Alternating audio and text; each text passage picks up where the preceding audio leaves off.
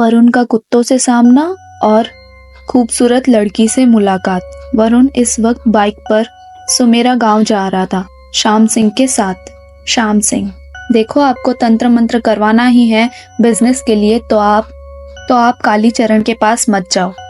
आप जाओ हिम्मत सिंह जी के पास, वो आपकी काफी मदद कर देंगे। वरुण, अच्छा फिर ऐसी ही बात है तो मैं पहले कालीचरण से मिल लेता हूँ। मैं पहले उनकी राय ले लेता हूँ और फिर अगर समझ में नहीं आई तो उसके पास चला जाऊंगा।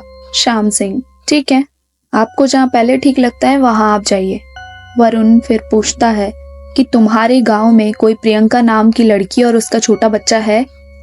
श्याम सिंह, हाँ शायद हिम्मत सिंह की बहू का नाम प्रियंका है और उनका बच्चा भी होने वाला था, पर 2-3 महीने बाद। पर मेरा ज्यादा मिलना होता नहीं है। पर हाँ, ये सुना था कि हिम्मत सिंह की बहू 2-3 महीने पहले गायब हो गई थी। वरुण परेशानी से बोलता है, क्या कह रहे हो?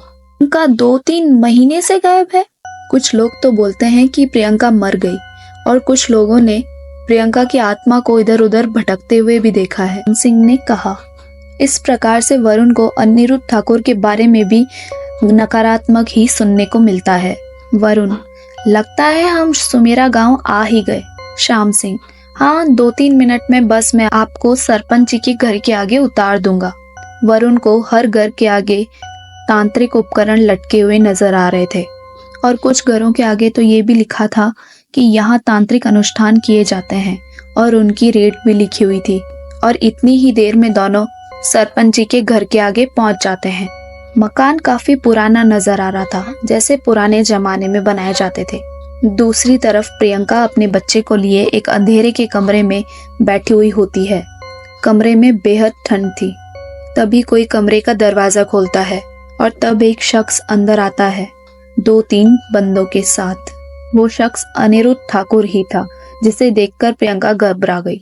अनिरुद्ध ठाकुर, हमारे जाल से तुझे बाहर निकलकर क्या लगा? तू खुद को बचा लेगी, हम तुझ तक नहीं पहुंच पाएंगे। और हंस के कहता है, अरे चूहा चाहे कितना भी भाग ले, बिल्ली के हाथों ज्यादा देर तक नहीं बचा जा सकता। बस तेरा और हमारा तो चूहे बिल्ली का ही खेल था। और उसके पास जाके बैठता है और कहता है, क्या हुआ, डर लग रहा है? डरना भी चाहिए। और घसीट कर कमरे के बीच में ले आता है। प्रियंका, देखो मुझे छोड़ दो, मुझे जाने दो। हम दोनों ने तुम्हारा क्या बिगाड़ा है जो तुम हमें इतनी यातनाएं दे रहे हो? मैं तुम्हारे हाथ जोड़ती हूँ, हमें जाने दो। अनिरुद्ध ठाकुर, तुझे जाने दूं? तुझे ही तो जाने नहीं दे सकता। इसी कमरे में तू अंतिम सांसें लेगी अब। प्रियंका, नहीं तुम ऐसा नहीं कर सकते, जाने दो प्लीज मुझे, मेरा बच्चा भी घुट घुट कर मर जाएगा। ठाकुर, पहले भी मैंने तुझ पे भरोसा करके तुझे ऊपर के कमरे में रखा था, लेकिन तू वहां से भी भाग गई, पर अब मैं ऐसा नहीं करूंगा। अनिरुद्ध ठाकुर उसे फटकारते हुए बाहर निकल जाता है और दरवाजा बंद कर देते हैं। ठाकुर आलीशान कक्ष में जाके बैठ जाता है और उसके चमचे उसके आसपास ही खड़े थे। कालिया, ठाकुर साहब, प्रियंका सोन गांव के शक्ति के घर में छुपी हुई थी, उसी ने शरण दी थी इसे।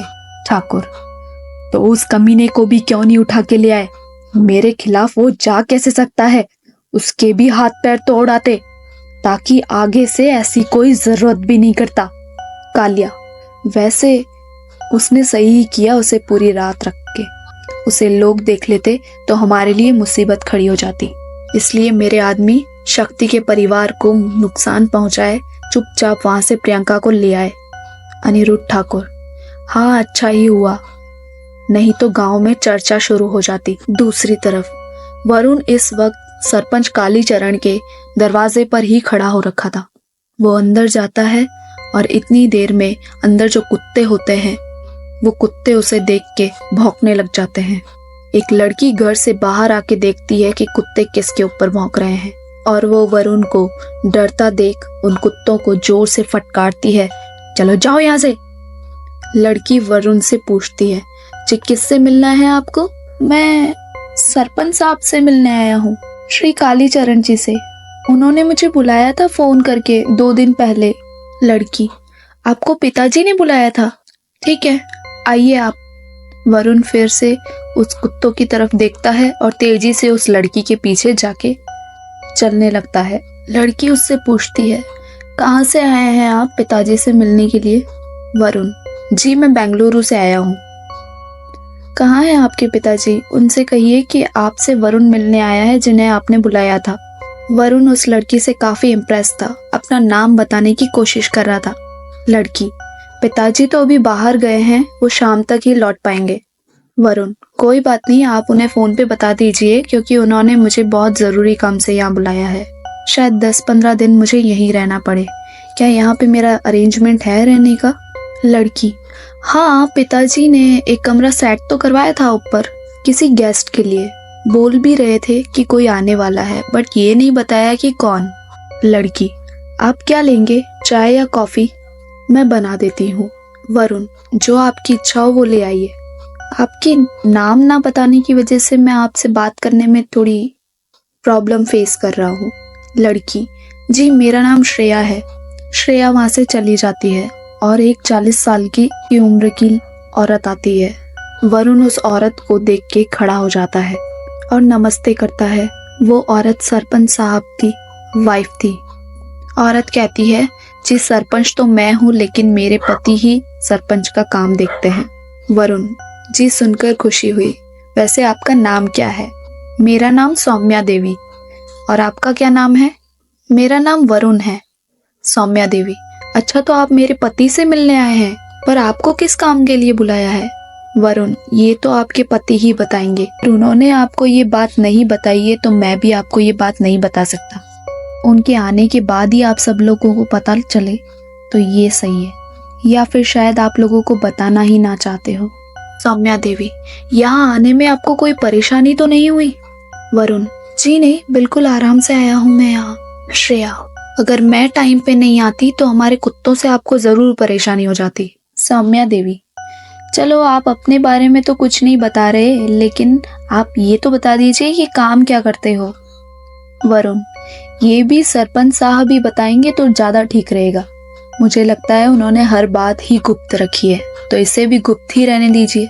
सौम्या देवी, अच्छा तो आप हमें कुछ भी नहीं बताएंगे। और फिर वरुण को तिरछी नजरों से देखती है। सौम्या देवी वहां से उठकर चली जाती है। वरुण श्रेया को देखे ही जा रहा था। श्रेया, आप मुझे इस तरीके से क्या देख रहे हैं? अपना कोई पहले का रिश्ता है क्या? वरुण, अरे अरे नहीं, मैं आपको नहीं देख रहा था।